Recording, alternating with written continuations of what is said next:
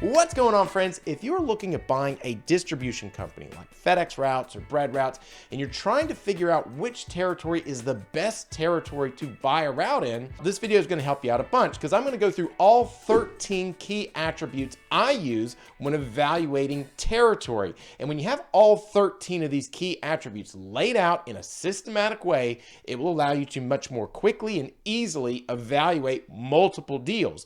And when we get the answers to what these attributes are, we have to feed those into another system. And so that other system is trying to think about how each one of these attributes will affect either A, our money, B, our time, or C, our risk. It's going to affect one of those three things. And if it doesn't affect those three things, it's meaningless data. So all the stuff that we're getting here is actually really important, and again, will help you start to weigh out which area might be the best area for you and your business. So I want to go ahead and get the hardest, most difficult to analyze attribute out of the way first, and I promise the others will go much faster, much easier. But this first attribute is growth. Now, the problem is a lot of people think that they've already analyzed the growth of their territory and they need to move on to something else. No, they don't. They haven't analyzed it correctly to begin with. And the reason why they haven't analyzed it correctly is because these contractually based businesses are extraordinarily counterintuitive in a lot of ways. So when you think about growth, a lot of times people think is, well, 6% population growth, that's good, or that's bad, or whatever. That's not really analyzing things in a systematic way. We want to think to ourselves, how does this affect our time, our money, or our risk? And to be able to figure out how growth is affecting us in one of those ways is real difficult. Like, you have to really understand these contracts deeply and really dig in to analyze that correctly. And so just to give you a couple of quick examples that I think that will help for right now without getting into this topic too deeply is like, let's say you were looking at a bread route, you're delivering to Target, the broker and the seller are bragging that Costco is going to open up across the street next year. You say, wow, it's going to be some great growth. I'm going to give a premium for this route because it's in the high growth area. And I do know, I've done my due diligence to evaluate that Costco is going to open up. Sure enough, Costco opens up and you don't get it.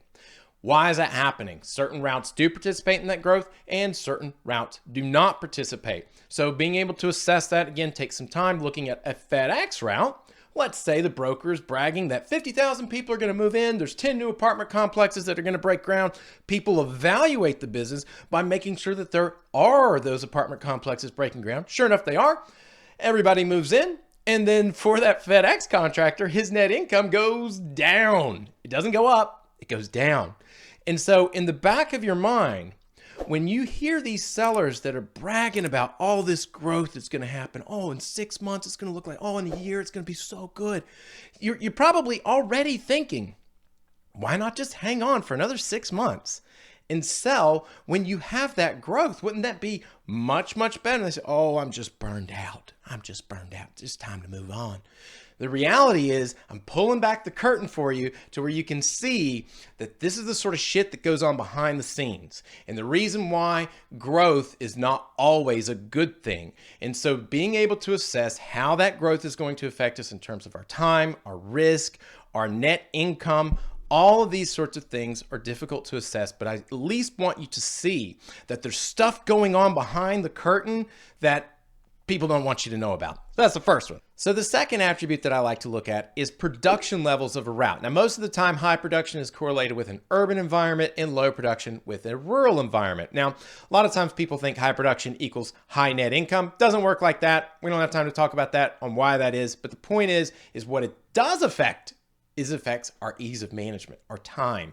And so, for example, finding a driver that will willingly jump in and out of a truck and hustle all day long through 150 stops, that's much more difficult to find than someone that just puts their foot on the gas and delivers 50 stops in a day. So it's an ease of management issue to be able to find an appropriate driver. It could be also an ease of management issue in terms of dealing with workers' comp claims. When you have high production routes, people jump in and out of the trucks, they throw out their back, they twist their knee, they trip, they get hurt. Now you're dealing with workers' comp paperwork and so on. So start thinking about how these things are affecting us. Most of the time, production level routes affect our ease of management much more so than our risk or our net income. So that's the second. So the third thing that I like to look at is weather. Now this is pretty intuitive, looking at snow and things like that. Well, how does this affect us? Well, you got more tow trucks, that affects our money. Well, it's going to affect our time to be able to coordinate these tow trucks and whatnot. And if you're thinking like, gosh, how much could I be stuck in the snow? I swear to God, like these trucks might as well have ice skates on more than tires. Like they slide, they get stuck into crazy spots. It's ridiculous. It's just part of it. But a lot of times managers can kind of coordinate these. It can also be a sustainability issue in terms of your risk. Like if you're stuck in a ditch somewhere, that means you're not delivering packages and you're contractually obligated to deliver those packages. So technically, you know, no package is worth more than a human being's life and all this kind of stuff. But like what happens in black and white paper and policy and what happens in reality, sometimes these things, they differ a little bit. They differ. And so knowing how to kind of deal with that and how to work in harsher weather environments, a little bit of a tricky thing, but it can be done. Not a big deal. And again, most of this is intuitive for most people. So the next thing that I like to look at in a territory is the labor pool. So typically in urban areas, you got a larger labor pool. Rural areas, smaller labor pool. That's intuitive, but how does this affect us? Well, it might affect us in terms of our time. So for example, let's say you got a route in Tampa, Florida. Well, there's a lot of drivers out there, but there's a lot of other people that want to hire them as well. So a driver has a bad day on you and he just quits because he's going to go work at the furniture store. Okay, fine. So that affects your time to be able to find somebody else, but it also doesn't really affect your risk, your sustainability, because you can find a backup driver very easily. So let's say you were looking at a rural area. Well, rural areas tend to have much more loyal drivers because there's not as many other jobs out there competing for your driver. And so your time is much less because you're not dealing with as much turnover, but your risk is much higher because whenever Bob calls in sick or decides to quit, well, it's harder to find a replacement for Bob than it would be if you were in Tampa, Florida. So you have to determine, do I value my time or do I value my risk more? And that's going to help you start to distinguish whether you want to try to find a territory with a large or a small labor pool. So the next thing that I like to look at is a territory's infrastructure. So I'm talking about things like tow trucks, availability of mobile mechanics, things like that. And this is really going to affect our time, money, and our risk as well. So think about like if it's a tow truck, well, maybe they want to charge you extra because you're so far out of the way for them. Maybe if it's a mobile mechanic, maybe they want to charge you extra. Maybe there is no mobile mechanic. Well, now this affects our time because we have to have backup trucks and backup drivers on the ready to be able to save the day if someone does break down because there is no mobile mechanic. And if you don't have backup trucks and drivers, well, now it's a risk issue because now you're in breach of contract. You're not delivering packages because you're just broken down.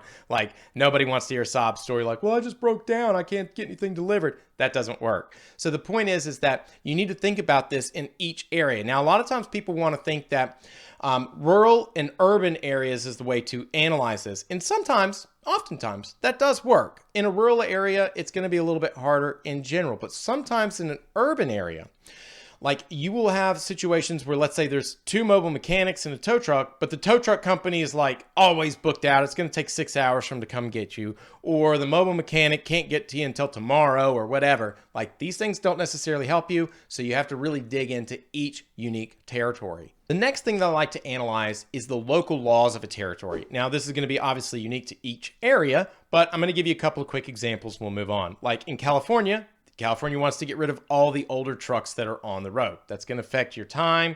You got to shop for new trucks. It's going to affect your money. You got to buy new trucks. Could affect your sustainability if you can't find trucks fast enough and now you're not delivering. Now you're in breach of contract. So it could affect all of those things. There are certain areas where you have to pay drivers hourly as opposed to like a salary, like a weekly or a daily amount.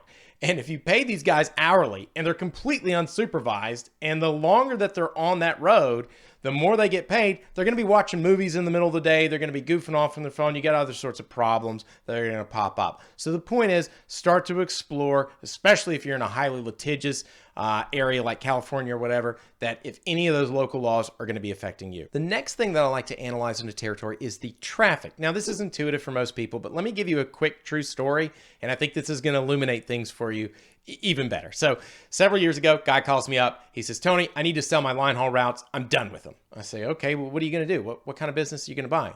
He says, well, I'm going to buy more line haul routes. And I'm like, why are you selling your current ones? Like, are they not profitable? Oh, no. They're great. They're great. Oh, they're really profitable. Oh man, I love this business. And I'm like, well, then why are you selling the current ones and then just trying to buy more? Like, don't BS me. I've been around in this business too long. Tell me the real reason. He says, well, I'm in an area where it's pretty congested and the traffic is so bad that we get into fender benders constantly. And it's not like I'm going to be in like breach of contract or anything like that, but it just takes a bunch of time to deal with this paperwork and deal with, coordinating repairs. And of course that also costs money to deal with fixing these trucks up and whatnot. And he's like, I know I've got a great business idea. It's just, I need that same idea of the line haul routes in a different territory. So he wants to sell those things to someone else. Now, granted, doesn't mean that business is necessarily bad, but you do need to be thinking about, well, how do I feel about my time? Because this is going to take up a much more time. It might be lower miles because it's maybe more congested and more dense, and maybe that's better in some sort of way because it's urban. But again, think about your traffic as well. Think about your time, your accidents, these sorts of things. So the next thing that I like to evaluate in a territory is the mileage of a route. Now, most of the time people think they've already got this figured out because they think, well, higher miles equals more gas, which is more expense, and therefore lower profitability.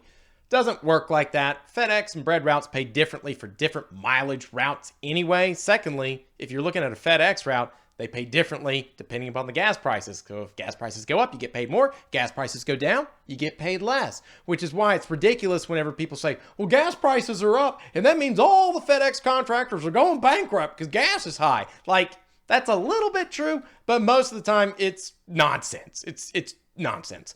And so anyway, the point is that we do have to obviously analyze how many miles we're traveling. It does get us an idea of the gas. And again, it can affect certain things in certain situations. Lots of disclaimer there. But for the most part, it's really affecting our maintenance more than anything. And maintenance obviously affects our time to be able to get those trucks fixed up. And it also affects our money in terms of fixing up trucks. The gas, a little bit more nebulous in terms of how that's really affecting things because each route and contract is different. But one thing that we can know for sure is that more miles equals more maintenance. That's for sure. The next thing I evaluate in a territory is the crime. Now, for the most part, even in high crime areas, it's not really a factor for most routes. But when the crime is so high that it hits that tipping point that it is a factor, it's like a kiss of death. It's like a disaster.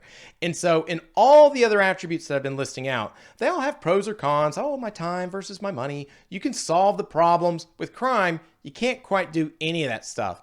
And in a lot of the videos that I have, I talk about like how counterintuitive evaluating this business is, and the intuition is wrong by most people. In this case, it's right. Use your intuition. It's going to be just as much of a pain in the ass to deal with high crime as you're probably thinking. And one of the coolest parts about getting a route is that let's say you buy it, you don't like it, you could turn around and sell it in a year. There's going to be somebody else that's interested. In a high crime area, I see those routes sit on the market for a long time. So you need to be very, very cautious about being able to get out of a route that does have high crime. So just think about that if you are considering an area that does have a lot of high crime. The next thing I analyze is the geographical attributes of an area. So for example, if you're in a mountainous area, maybe people are riding the brakes going down that mountain. Now your brakes wear out faster. Now your maintenance costs are higher. So therefore it affects your money. Let's say you're in a coastal area. Maybe the salt water erodes your vehicles and makes everything turn into rust or whatever. So just be thinking about the geographical aspects and how that's going to affect you.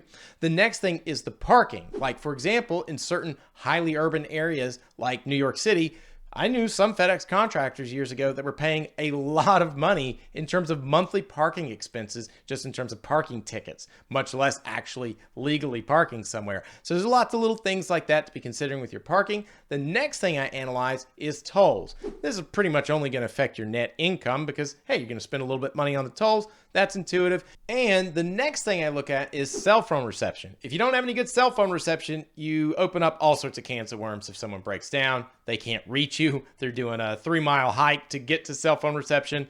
There are some cell phone boosters that you can install into your trucks if that is an issue. So sometimes you can solve that problem. There has to be a little bit of a signal for it to be able to be boosted. They're generally like a few $100 or so per truck, but there are some solutions there sometimes. But think about your cell phone reception. And the final thing that I like to look at in a territory is natural disaster. So are we dealing with hurricanes like in Florida?